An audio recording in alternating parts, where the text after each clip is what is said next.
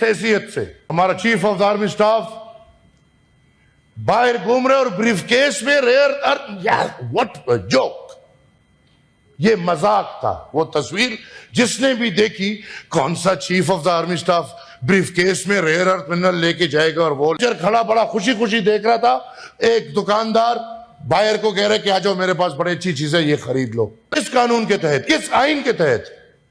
کہ prime minister اور chief جب بھی واپس آئے, آئی ڈونٹ نو آئے ہیں نہیں آئے ہیں, لیکن وہ جب بھی واپس آئے ایک جوائنٹ سیشن ہونا چاہیے.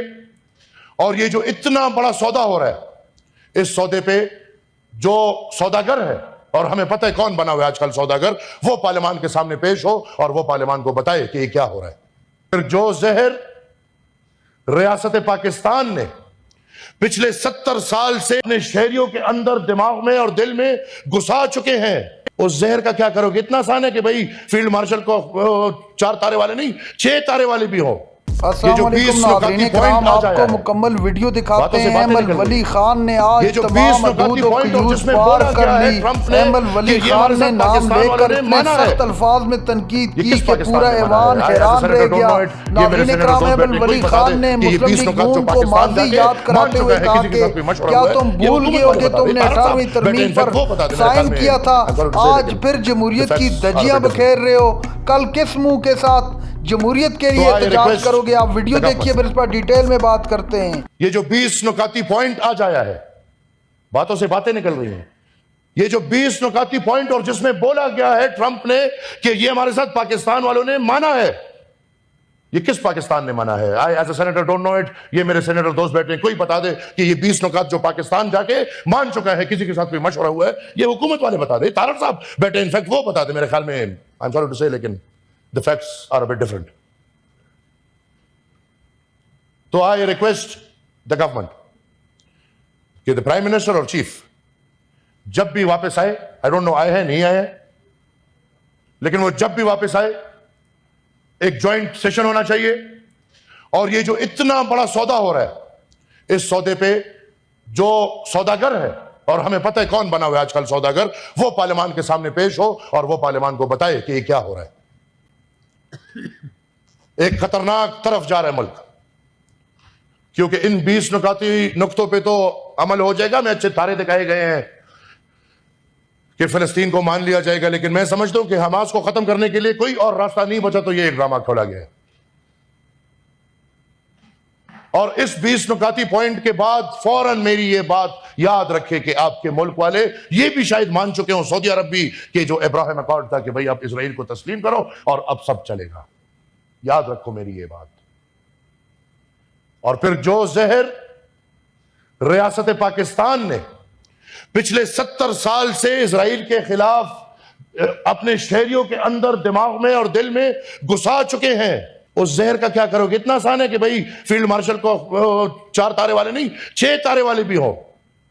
لیکن جو ادھر ماحول بنایا گیا ہے, یہاں پہ اسرائیل کو تسلیم کرنا آسان نہیں ہوگا. تو پھر یاد رکھیں یہ ایوان کہ اس دن یہ جو ابھی جس کی تعریفیں ہو رہی ہیں, وہ چیف ہو یا وزیر اعظم ہو, اس دن ان کی یہ حالت ہوگی جو آج مودی کی ہو رہی ہے. کس حیثیت سے ہمارا chief of the army staff باہر گھوم رہے اور بریف کیس میں وٹ جوک, یہ مذاق تھا. وہ تصویر جس نے بھی دیکھی, کون سا chief of the army staff brief case میں ریئر ارتھ منرل لے کے جائے گا, اور وہ مجھے ایک بہترین برانڈ سٹور لگ رہا تھا, جس میں ایک مینیجر کھڑا بڑا خوشی خوشی دیکھ رہا تھا. ایک دکاندار بائر کو کہہ رہے کہ آجو میرے پاس بڑی اچھی چیز ہے, یہ خرید لو. کس معاہدے کے تحت, کس قانون کے تحت, کس آئین کے تحت؟ یہ تو ڈکٹیٹرشپ ہے.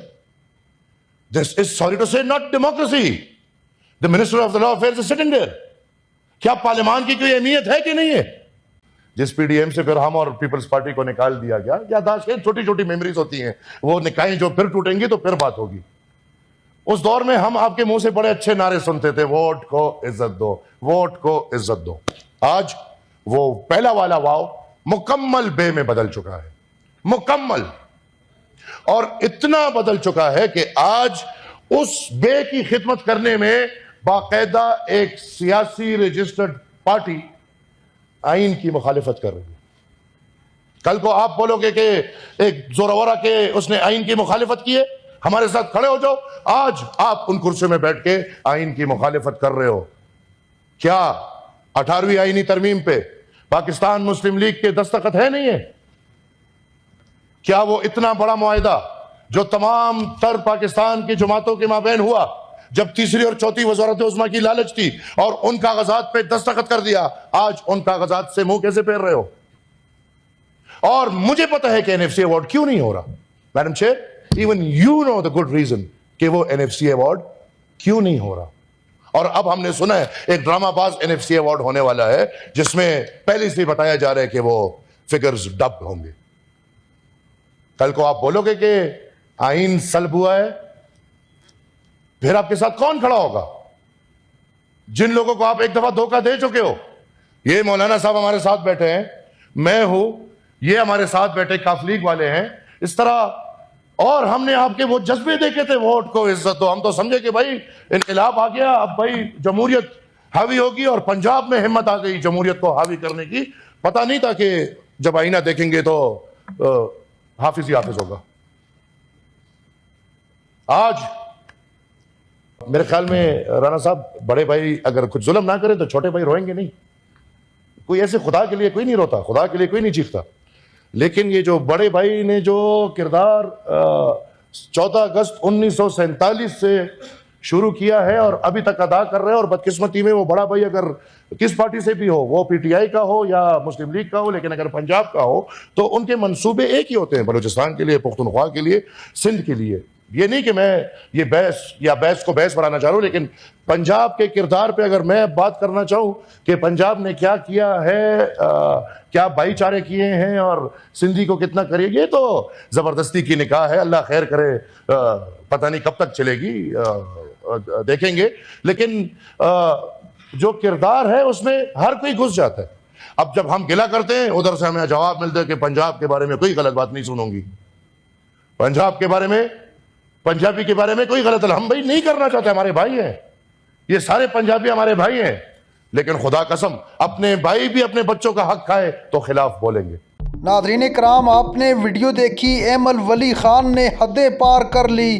ایمل ولی خان نے مسلم لیگ نون کو آج اتنی سخت تنقید کا نشانہ بنایا, خاص طور پر وزیر اعلیٰ پنجاب مریم نواز کے متعلق بات کرتے ہوئے کہا کہ آج ان کے خلاف جب یہ کہا جاتا ہے کہ آپ صوبے کے اندر ٹھیک ٹھیک کام کریں تو ان کو تکلیف ہوتی ہے. ان کو تکلیف کس بات کی ہے؟ جب ان کے ساتھ ہم کھڑے تھے اس وقت ان کو ہم اچھے لگ رہے تھے, اور آج انہی کو ہم برے لگ رہے ہیں.